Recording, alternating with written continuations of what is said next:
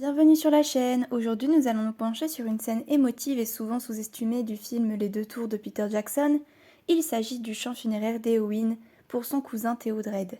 Une scène d'une beauté poignante qui trouve ses racines dans les traditions littéraires anciennes et dans l'œuvre même de Tolkien. Mais ce chant n'est pas une simple composition musicale. Il est un hommage à l'épopée de Beowulf, l'un des textes fondateurs de la littérature anglo-saxonne, et à la manière dont Tolkien a su réinventer ses influences pour les ancrer dans son propre univers. Dans Les Deux Tours, la scène où Éowyn chante pour Théodred, son cousin et fils du roi Théoden, est particulièrement marquante. Ce chant, intitulé The Funeral of Théodred ou Lament for Théodred, est interprété par l'actrice Miranda Otto, qui prête sa voix à ce moment d'une intensité émotionnelle rare. Le chant est destiné à rendre hommage à un héros tombé au combat, et pour ce faire, il est écrit en vieil anglais par David Salo, linguiste ayant travaillé sur les langues de la Terre du Milieu dans le film.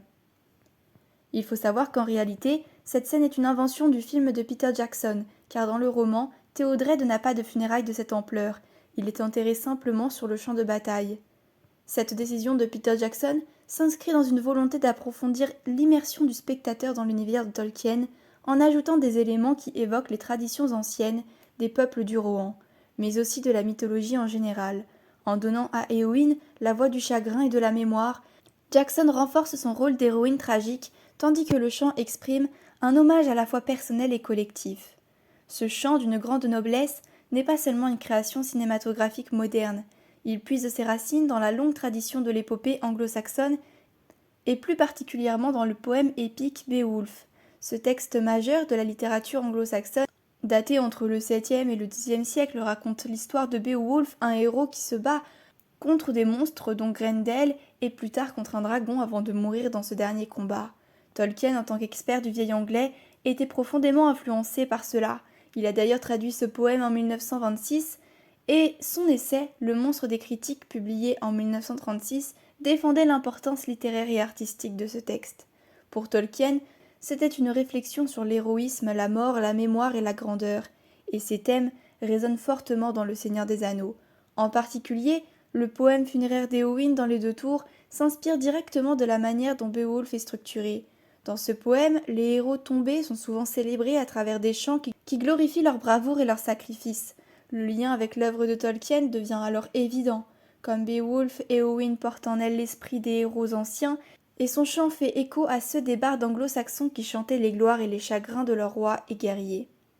Passons maintenant à l'analyse des paroles du chant, qui sont un hommage aussi bien à Théodred qu'à la noblesse de son sacrifice. Voici une traduction du passage que l'on entend dans le film. Maintenant Théodred repose dans les ténèbres, le plus loyal des combattants.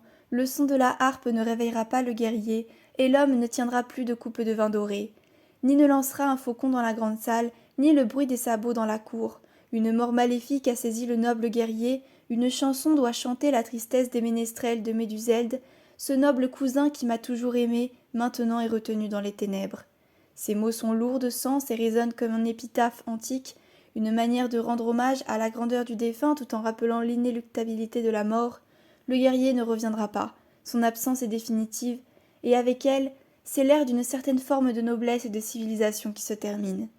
Ce chant, malgré sa tristesse, est aussi une célébration de la vie des héros. Il s'inscrit dans une longue tradition de poèmes funéraires qui rappellent que la mort, bien que tragique, fait partie d'un cycle plus large de gloire et de mémoire. Et c'est ici qu'Éowyn, en tant que personnage, incarne cette connexion entre le passé et le présent. En tant que femme, elle prend la place d'un guerrier, et en tant que voix de son peuple, elle préserve la mémoire de ceux qui sont tombés. En somme, ce chant d'Éowyn n'est pas seulement un moment émotionnel, c'est un hommage à la tradition épique et à l'héritage, un moyen pour Tolkien d'ancrer son univers dans des racines profondes tout en ajoutant sa propre touche de complexité et de poésie. Ce poème funéraire est une réflexion sur la guerre, la perte, mais aussi sur la beauté et la dignité des morts héroïques. À travers ce chant, Éowyn devient un symbole de cette mémoire collective, un pont entre les âges.